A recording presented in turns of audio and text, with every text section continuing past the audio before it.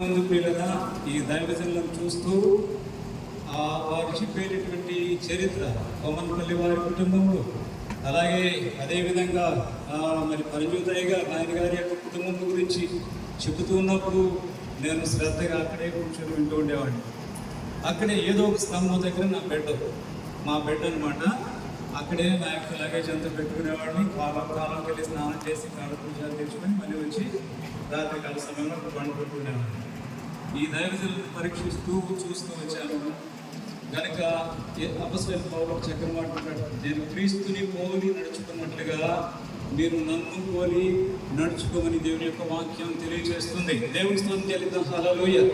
కనుక అమ్మగారు ఒక చక్కని మాట చెప్తుంటారు. అమ్మగారు పుట్టినింటి దగ్గర నుండి మెట్టినింటికి వెళ్ళినప్పుడు అమ్మగారు అత్తయ్య గారు కొమ్మనపల్లి సుదర్శన్ జోసఫ్ గారు, అలాగే మిరియాం అమ్మగారు, వారు ఈ కోడలు గారు చూసి ముడిచిపోయారని చెప్పేసి అమ్మగారు చెప్పినటువంటి మాటలు విని నేను హర్షించాను. ఆ టైంలో దేవుని స్తోత్రం చెల్లిద్దాం. హల్లెలూయా.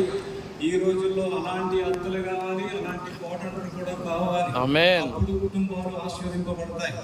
నేను కూడా ప్రార్థించుకున్నాను, నాకు కూడా మంచి కోడలు వచ్చింది. దేవుని హల్లెలూయా చెప్పండి. కనుక దేవుని పిల్లలారా, ఒక చిన్న మాట చెప్పి నేను అవకాశం ఇచ్చేస్తా. కనుక నాయన గారు పరంజ్యోతి నాయన గారిని పిఎం శామ్యులయ్య గారిని కూడా నేను చూశాను. గుణదల్లో నేను 7 సంవత్సరాలు చదువుకున్నాను.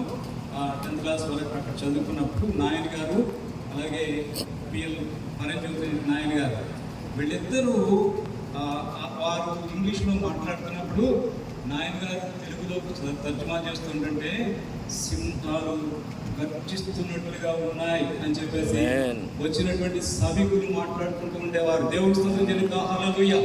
సింహాలు కొట్లాడుతున్నాయా అన్నట్లుగా ఉండేదట.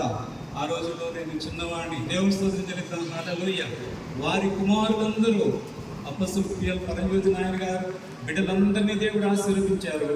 అలాగే సుదర్శన్ జోసఫ్ కొమ్మనపల్లి అయ్యగారి యొక్క కుటుంబములన్నిటినీ దేవుడు దీవించి వర్ధిల్ల చేయటం ఆశీర్వాదకరం.